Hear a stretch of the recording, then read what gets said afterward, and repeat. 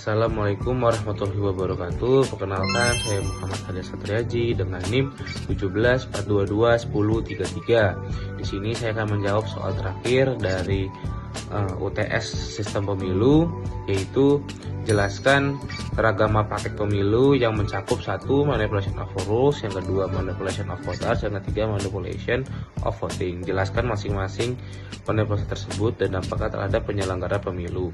Berikan pula contoh atau ilustrasi pada masing-masing malpraktek yang dapat memiliki dampak pada integritas pemilu. Seperti yang kita tahu bahwa pemilu merupakan jantung dari demokrasi. Oleh karena itu, mari kita jaga bersama. Namun, apakah yang terjadi jika adanya malpraktik dalam pemilu? Seperti dalam video ini, saya akan membahas 3 aspek dalam malpraktik pemilu. Yang pertama adalah manipulation of voting, manipulation of rules, dan juga manipulation of voters. Yang pertama adalah manipulation of rules atau memanipulasi aturan. Manipulasi aturan adalah ketika aturan pemilu diubah atau disusun untuk menguntungkan kelompok atau paket tertentu. Contohnya yaitu pertama gerrymandering, seperti jika di Amerika Serikat distrik pemilu itu digambar ulang untuk memaksimalkan kursi partai yang dominan.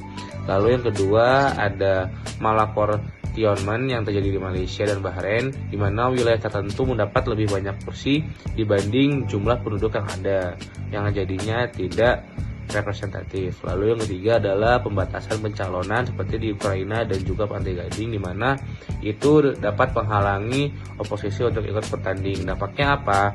Nanti dampaknya adalah ketimpangan kompetisi dan hilangnya kesetaraan suara, dan juga demokrasi berubah hanya menjadi formalitas semata. Kedua adalah memanipulasi pemilih atau manipulation of voters yang kita kenal. Manipulasi pemilih ini bisa terjadi lewat pengaruh informasi palsu seperti hoax ataupun suap politik dan juga intimidasi.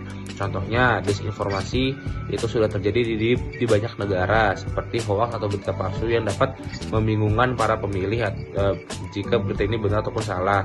Lalu juga ada media bias seperti yang terjadi di Turki, di mana media oposisi itu dibungkam dan rakyat hanya dapat melihat satu sisi saja dan tidak mendapatkan kebenaran.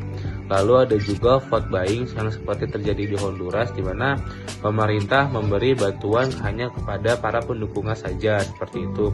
Lalu juga adanya kekerasan politik di negara India, di mana bentrokan antar pendukung menjadi alat tekan terhadap para pemilihnya. Dampaknya apa? Pilihan dari para pemilih itu bukanlah dari pilihan mereka yang merasa sebagai individu bebas, melainkan demokrasinya dapat dikendalikan lewat ketakutan dan juga ketergantungan. Lalu yang terakhir, yang ketiga adalah manipulation of voting, di mana manipulasi ini itu menyasar pada teknis pungutan suara dan juga perhitungan suara, yang dimana ini sangat berbahaya pada hasil real sebenarnya.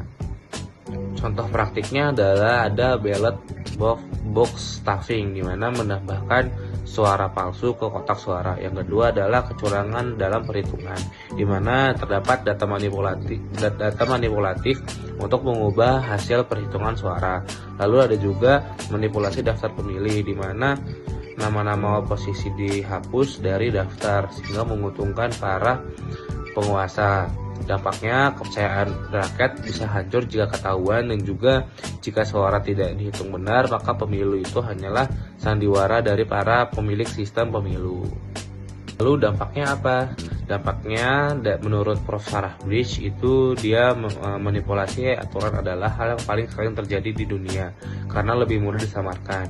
Manipulasi pemilih cukup aman tetapi beresiko, terutama jika menggunakan kekerasan. Sedangkan manipulasi voting adalah yang paling jarang tapi juga paling berbahaya untuk legitimasi pemilu baik di mata rakyat maupun dunia internasional jika ini merupakan menjadi skandal yang begitu